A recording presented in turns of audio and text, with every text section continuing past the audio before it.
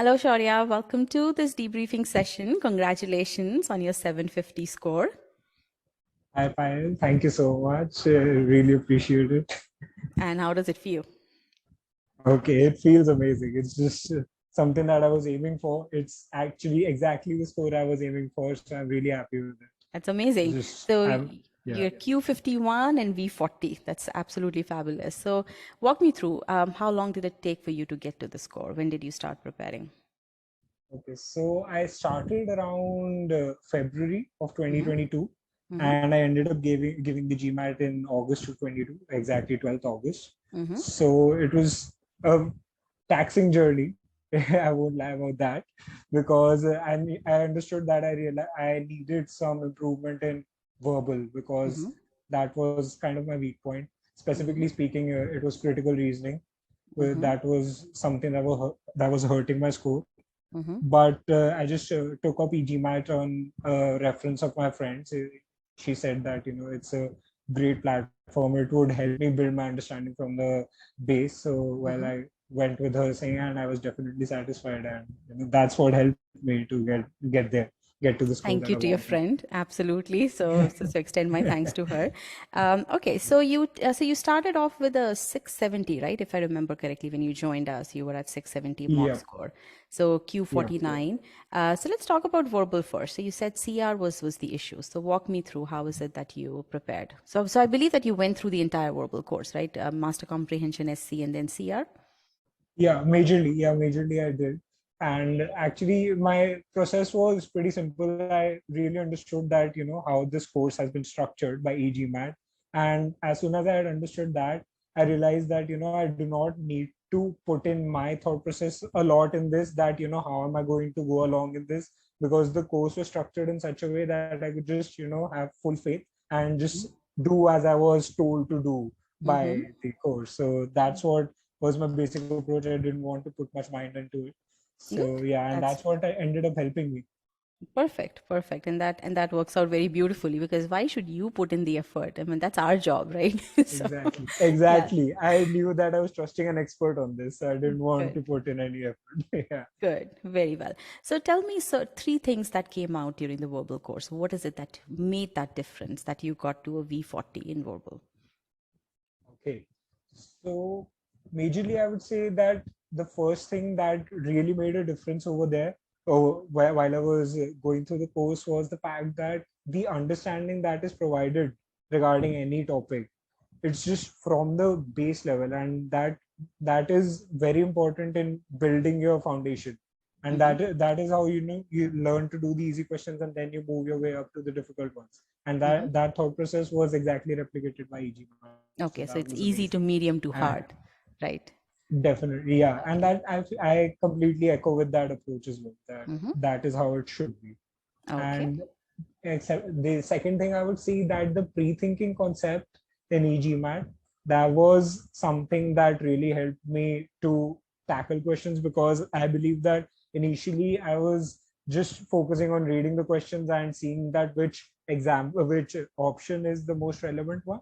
But pre-thinking obviously sets a base that, where do I go? I already have a kind of a rough map in my head when I am approaching the Hmm. question. So that really helps. So that was the That's second thing. That's very well said. That pre-thinking doesn't mean that you get to the exact answer, that you predict what Yeah, exactly you're going to see in the answer choices, but it really gives you that mindset, that rough map, as you said. That's a very and basically sets that basis for evaluating answer choices. So good, yeah, very well said. Yes. What third thing? yeah.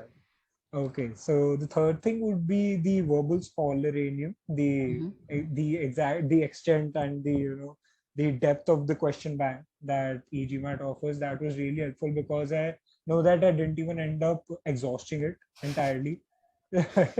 I don't know how many people do. I wasn't one They of them, don't. definitely. Typically, Yeah. people utilize 60% of it, both verbal and quant. So 60% of verbal. So let me see how much did you utilize? Yeah, but yes, yeah, you did I 42%. think Yes, around, yeah, exactly. And 42%. I knew by 42% that I was ready for it. So I was like, so that was amazing, that the e-GMAT, and the fact that the way that they analyze questions and they, show us that which answer should be correct and why should it be correct. that actually helps you realize that where you're going wrong in your approach. And that I feel is the crux of GMAT. It is not about practicing too many questions. It is about analyzing where you're going wrong, how your approach needs to be amended. So that was the third thing that You know really how to helped say in that exactly the section. right thing, Shaurya. It's not about practicing too many questions, it's about, where you're analyzing. Good, very nice. And I wish, that everybody understood this, because this is the main thing that, the course remains the same. But what really changes, what makes the person successful using the course is understanding these principles and then trusting the course to make sure that that the course takes you to your ability. So that's really good. What about quant? I see that you utilize quant as well, right? The quant Yeah, scholarinium. I So did. tell me about that part. Okay, so quant was actually the scholarinium was I have the same comments as I did for verbal. The Mm-hmm. quant scholarinium, the fact that the way the questions are explained over there, Mm-hmm. the answers, how to go about it, that is actually very great and helps you in fixing your approach wherever it needs a modification. But yeah, quant was actually my uh, it is the section that I went to when I just needed a break because, Mm-hmm. well, I have usually been I have found quant a bit less difficult in Mm-hmm. comparison to verbal. Mm-hmm. So But yeah, you went but through the the course so as but that well, right? So I'm just looking at your yeah, account. You did the course also. What made you go through the course? And you did the course pretty diligently, number properties at least, yeah, and half of word problems. Yeah, so walk me through that part. Algebra as well. Yeah. yeah. Actually, it's been a couple of years since I sat down to study. So I had gotten a lot out of touch. I think quant, it's been more than 5 6 years that I Mm-hmm. last studied in class 12. Mm-hmm. So it's been that long a time. So I needed to get in touch. So the course was very helpful in that, in getting me back in touch with it. And of Mm-hmm. course, by when I was doing I seeing each and every video, I realized that I need to go through all of it rather than bits and pieces, because if I would have done that, I wouldn't have gotten the complete picture. Mm-hmm. It would have been a bit broken. So that's Mm-hmm. why I went through the entire course, and Okay. it was very helpful in that as well.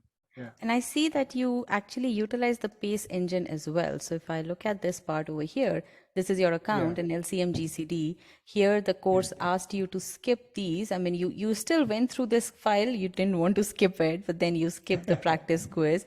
So it seems as if here also you're going through each and everything, even though the course asked you to, recommended you to skip it. So I Yeah. think you didn't want to leave any stone unturned. And I believe that that really helped you to go from Q49 to Q51, right? So Definitely. yeah, so good, Definitely. That was a factor. good, very nice. Let's say, how about your test readiness? How did you go about doing that? What did you Okay. do 5 days leading up to the test? Okay. So, well, when when it was just, I think I gave a test on Friday. So yeah, well, the week before that, I gave the last mock that I gave was Saturday. It Mm-hmm, was like 6 days before the paper. mm-hmm, So, mm-hmm, but once I gave that mock, I knew that I was ready, and I just didn't want to overdo from that point, because I knew that I had 6 days to bridge. So I made sure that I did not overstress, because, well, if I've prepared for 6 months, I cannot, majorly do something in 5 days to improve my preparation by a mm-hmm, significant, mm-hmm, percent. So mm-hmm, that's why I just went in light. I made sure that I'm calm and my headspace is ready and I'm not nervous. mm-hmm. So that was majorly my where my energy was being channeled during the Good, five six good. days. And I see Yeah, that your ability numbers were actually pretty good. If I look at your quant numbers here, and actually before quant, I'll just show verbal numbers here. So, and that basically gives me an idea that you knew that the system actually told you that you were ready, right? So I'm just sharing yeah, the screen here. Here, as SC, I mean, you consistently, you kept on improving your, I mean, yeah, and this is your progression over here. So, I mean, this was something which was very interesting. And similar thing is there in quant as well. If I look at your skill data for quant, again, quant, you were already good to begin with, but that also, I mean, your numbers ultimately were high up there, and that's true for word problems also. So good, very nice. If let's say there were 2 things that you wanted to tell to GMAT aspirants, what is it that you would recommend to them? Okay, so at the risk of repeating myself and being redundant, so the first would definitely be that do not over practice questions, Mm-hmm. because that is a myth. I believe that that is a myth, that over practicing would lead to you reaching to the target score, but it is more about how you introspect or see where you're going wrong, what kind of errors are you making, and what kind of tweaks in your approach that you require.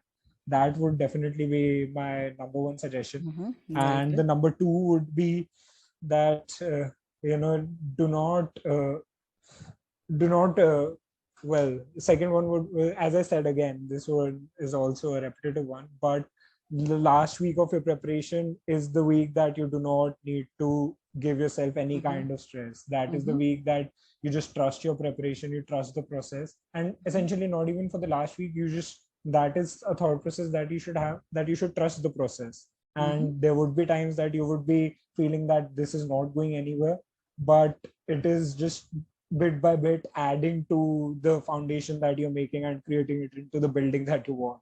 Mm-hmm. So, well, trust the process. That's the second suggestion. Absolutely. Very well said.